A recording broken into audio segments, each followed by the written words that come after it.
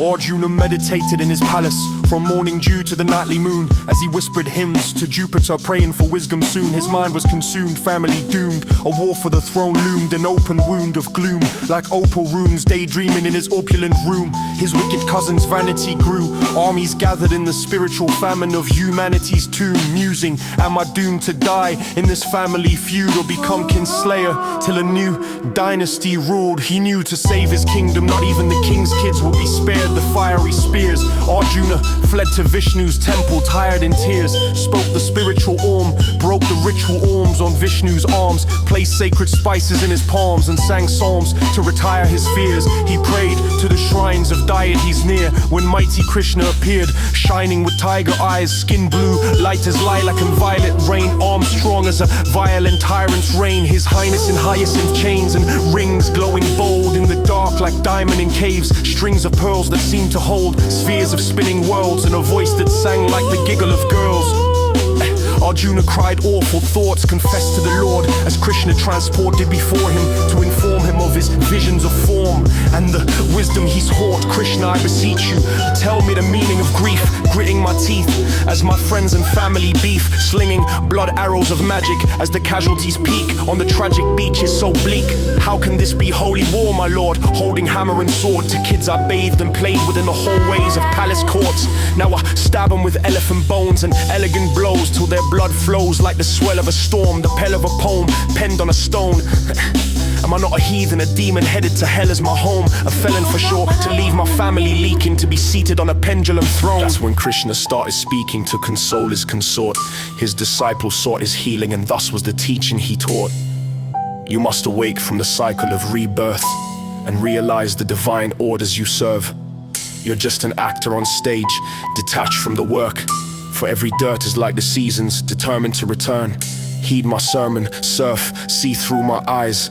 For of instruments I'm an orchestra, of the world I'm the cosmic author of sense. I'm unlimited time, I am death, yet I'm limitless lives of the senses. I color the limited blind until their mind freed, they see their spiritual bind. I'm the plains of Indra, the immortal seed, the peach blossom of India, the insight of eternity.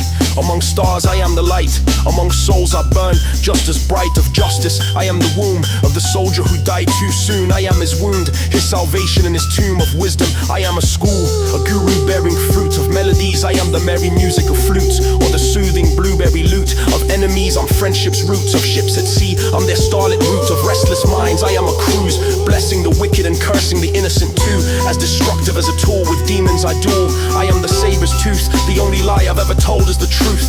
My joy is as precious as a jewel, as I see God in all living beings, flowing toward the divine like rivers and streams, or the light of a lion's dream, whether pious or tyrant or inside the belts of Orion. To act in strife is a punishment self-inflicted, to which humans are addicted, for in you dwells the wisdom of the afflicted. The several lives you've lived with, times, big bangs and solar systems. Finally, Arjuna, the veil of Maya is lifted, perception shifted on all foes, friends, lovers and victims. For I am you, and you are Vishnu. Hindu cows graze, they're laughing all at you, laughing at you. Hindu cows eyes, they're gazing at wise fools, laughing at you.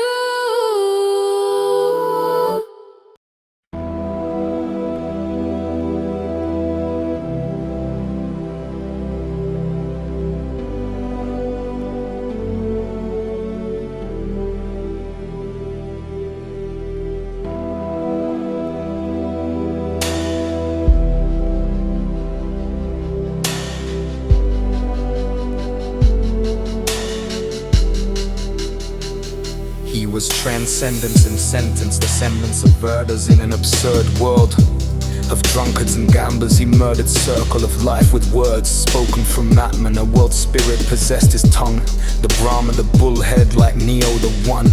He broke free from the physical and cycle of misery, the Nazarene of the East, speaking philosophy he'd learned from his past life. A mystic, the father of martyrs, the princely Siddarta. A muse who amused himself in the market with men whose souls would be bartered and traded in laughter as he starved himself for food and water, clothes ragged.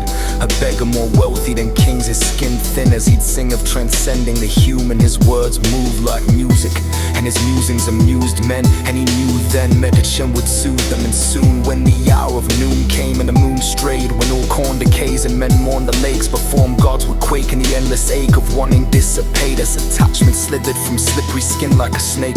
Only then would holy men contemplate truth, that even beauty is a common illusion, the self a delusion of which ye all seek ablution, to meet the absolute needs of devotion. As free as the ocean, desire a coat we must shed to elevate beyond the confusion. Wherever men delighted, he saw death and corrosion, a sick world of decaying flesh.